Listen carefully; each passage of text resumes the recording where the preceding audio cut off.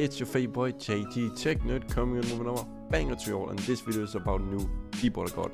Finally a custom people keyboard. I am going to customize it a little bit to my personality later down the line, but I got finally one. So let's get into it. Let's go!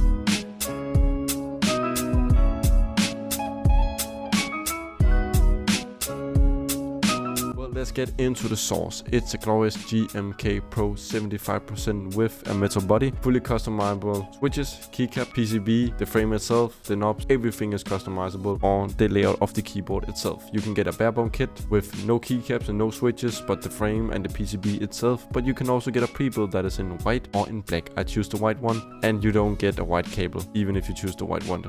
You always get the black cable. Doesn't matter which color theme you choose from Glorious. And I got it on sale for 50% because otherwise it's a pretty expensive keyboard, but out of the box it sounds really good. There's some misfortunes on the keys itself with the spacebar and the enter bar, of course, and those need to be looped again, of course, but overall experience wise great. Typing experience sounds amazing, and you definitely feel the weight on it. So it doesn't feel cheap, it feels expensive, premium and hefty, and the cable also feels really nice and looks really beautiful when it's coiled, because it's meant to see you're meant to look at it when you use it, and don't hide it away like you do with wireless cable or with not a custom keyboard. Box switches, it comes with GPT, Glorious keycap, and it looks really amazing. It also comes with RGB, of course, RGB on the side, RGB through the keycap, and also comes with a USB-C connection. It is not wireless, it is wired. Also have a really nice satisfying customizable knob that is from normally volume up, volume down and mute button, but you can customize it through their software.